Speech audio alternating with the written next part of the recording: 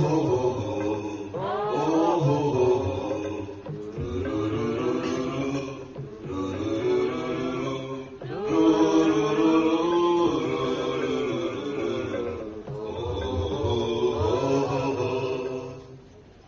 morning, everyone.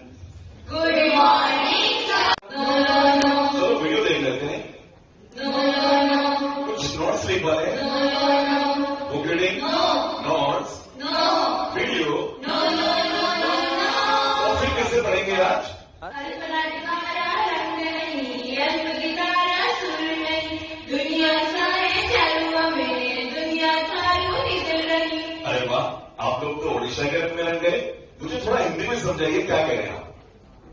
थोड़ा थोड़ा नाटक हो, थोड़ा थोड़ा गाना हो, थोड़ा थोड़ा नाटक हो, थोड़ा थोड़ा गाना हो. दुनिया का हो मगर दुनिया से न्यारा हो, दुनिया का हो मगर दुनिया से न्यारा हो. थोड़ी सी हो ज्योग्राफी, थोड़ी सी फिजिक्स हो, थोड़ी सी हो ज्योग्राफी, थोड़ी सी फिजिक्स हो, बात इंपॉर्टेंट हो. थोड़ी सी हो बिजली, थोड़ा सा हो चटपटा, थोड़े थोड़े आंसू हो पर ज्यादा ना हो अटपटा.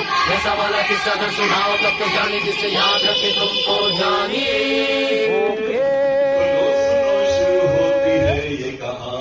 रोज सुनो शुरू होती है ये रोज सुनो कहानी. शुरू होती है ये कहानी. रोज सुनो शुरू होती है ये ये कहानी है सृष्टि से कहानी. ओहो, ना तो कोई चांद था, ना ही कोई थी जमीन. ना तो कोई चांद था, ना ही कोई थी जमीन. ना समय आकाश, ना राजा रानी. ओहो, वहीं से तो शुरू हुई है सारी कहानी. सुनिए, ऋग्वेद में जो हमारा प्राचीनतम ग्रंथ है उसमें क्या कहा है, आप उसको समझें. सृष्टि से पहले सत नहीं था, असत भी नहीं, अंतरिक्ष भी नहीं, आकाश भी नहीं था. छिपा था क्या, कहाँ, किसने ढका था. उस पल तो अगम अतल जल भी कहाँ था. The most ancient and deep question in human mind is existence about the whole universe. Where did this universe originate from and how? The most popular answer to this question is Big Bang. Today we will learn about Big Bang, the Big Bang theory. Big bang? Sir ये big bang क्या होता है? अच्छा, आपको ध्यान समझा. ये सारे तारे आज के हर अणु और परमाणु. ये सारे तारे आज के हर अणु और परमाणु एक टाइनी बोल में, सारे उसमें थे छिपे. असीमित था तापमान, असीमित उसका घनत्व. असीमित था तापमान, असीमित उसका घनत्व. और एक प्रचंड विस्फोट से 13.7 अरब वर्ष पूर्व हुआ था सृष्टि का आरंभ. अद्भुत, अकल्पनीय, अद्वितीय. The Big Bang theory suggests that in the beginning, all the matter forming this present universe was at a tiny place in the form of a tiny ball called singularity, with unimaginably high density, infinitely high temperature, and very, very small volume. And 13.7 billion years ago, it exploded and originated universe. This violent expansion is called the Big Bang. कोई है क्या आपके मन में और doubt इसके बारे में, बिग बैंग के बारे में? अम्मा कहाँ है जानी जिसने किया था ये, कहो तो उठा के लाए उसको यहाँ. अम्मा कहाँ है जानी जिसने किया था ये, कहो तो उठा के लाए उसको यहाँ. लाओ लाओ लाओ अम्मा को लाओ रे बाबू लोगों को पूरा किस्सा सुनाओ. जाओ लाओ लाओ लाओ अम्मा को लाओ रे बाबू लोगों को पूरा किस्सा सुनाओ. लाओ लाओ लाओ अम्मा को लाओ रे बाबू लोगों को पूरा किस्सा सुनाओ. बच्चों, एक साउंड क्लिप अभी आपको सुनाई देगी. आप ध्यान से सुनिएगा और सोचिएगा कि ये गाड़ी जो आपको साउंड क्लिप आ रही है वो आपकी तरफ आ रही है या आपसे दूर जा रही है? सुनिए इस साउंड क्लिप को।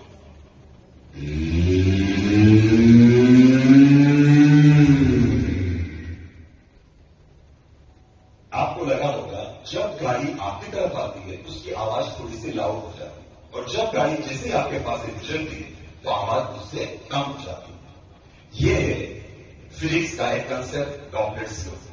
Doppler's law states that when a source of sound or light is coming towards you with high velocity, its apparent frequency is slightly higher than its actual frequency. And when a source of sound or light is moving away from you, its apparent frequency is slightly lesser than its actual frequency. जब कोई प्रकाश या ध्वनि का स्रोत तेज गति से आपकी ओर आता है तो इसकी आभासी आवृत्ति इसकी मूल आवृत्ति से बढ़ जाती है, और जब कोई प्रकाश या ध्वनि का स्रोत आपसे दूर जाता है तो इसकी आभासी आवृत्ति इसकी मूल आवृत्ति से कम हो जाती है। तो समझते हैं कि डॉपलर इफेक्ट का बिग बैंग से क्या रिश्ता है? तो रिश्ता ये था, तो बात है ये उस सपनीली दुनिया की जब ये 17 बरस की थी।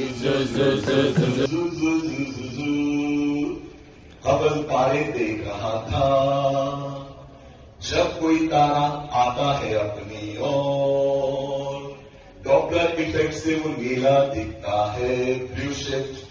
जब कोई तारा जाता है हमसे दूर, डॉपलर इफेक्ट से वो लाल दिखता है रेड शिफ्ट। और जब हबल ने देखा सारे के सारे तारे लाल दिख रहे थे, इसका मतलब कि सारे के सारे तारे एक दूसरे से दूर जा रहे थे, वैसे ही जैसे इस गुब्बारे के सारे डॉट्स फुलाने पर दूर जाते हैं।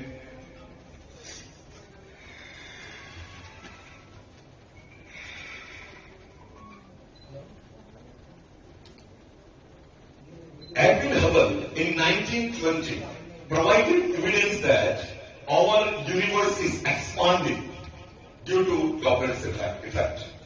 If we reverse the time, just like the stars and galaxies were closer and closer, and it is estimated that about 13.7 billion years ago, all the galaxies and stars were at a single point, that is singularity, and universe originated from the Big Bang. The expansion of the universe is a very strong evidence of the Big Bang theory. तो बच्चों आप लोगों को proof मिल गया होगा कि 13.7 billion years को किसने देखा था बिग बैंग हुआ था? डॉपलर इफेक्ट से पता चला। और कोई प्रश्न है आपके मन में? तो जब कुछ भी नहीं था और फिर बिग बैंग हुआ था, तो अब ये तो बताओ उसके बाद हुआ था क्या? उसके बाद हुआ था क्या? Okay, so let us understand what were the chain of events which took place just after Big Bang.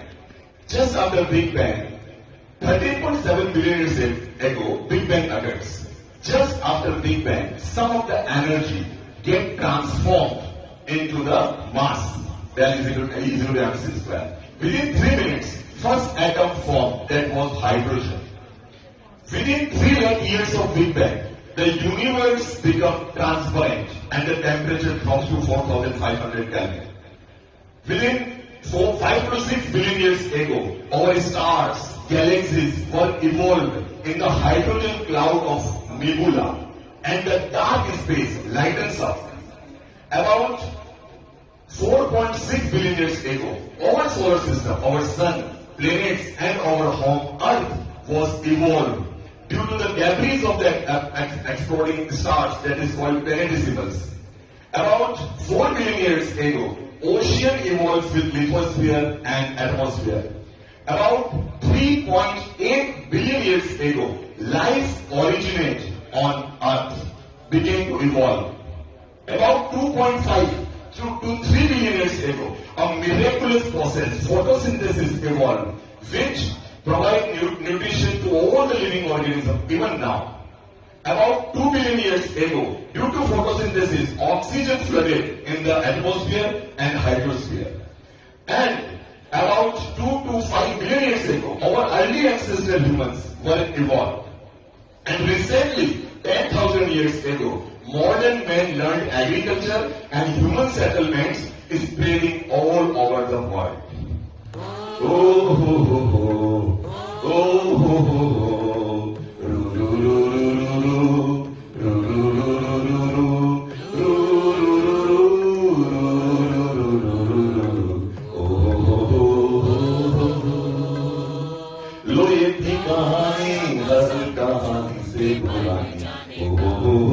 ओ हो तारों की रंगीन दुनिया बनने बीत जाने.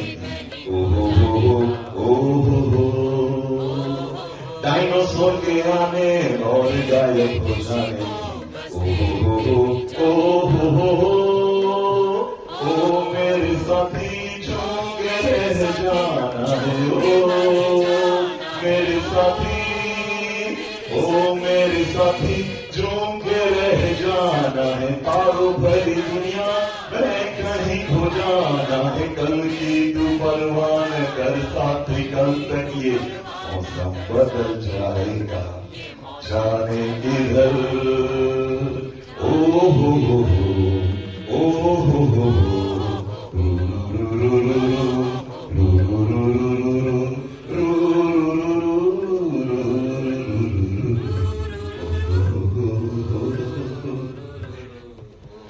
The most astonishing truth about the story is a stone lying quietly outside this hall, so unimportant, so ignored, was once burning inside the heart of a star. And here comes the real surprise. The same story is true for you. The calcium in your bones, the iron in your blood, the oxygen you breathe, the carbon in your brain and your skin, none of it was born on earth. Each and every atom of your body was forced to form billion years ago inside the exploding stars. So we can proudly say that we are stardust. We are universe. हम ब्रह्मांड में नहीं हैं, हम ही ब्रह्मांड हैं. Thank you. I want to explain my this cosmic storytelling. I have told this story in an artistic manner. Art का क्या इंपॉर्टेंस है, I don't want to repeat. बहुत सारी बातें हो चुकी. जस्ट टू कॉन्सेंट्रेट कि मैं आर्ट को कैसे इंटीग्रेट करता हूं. तो मेरी 4 स्टेप्स है. First of all selection of the content.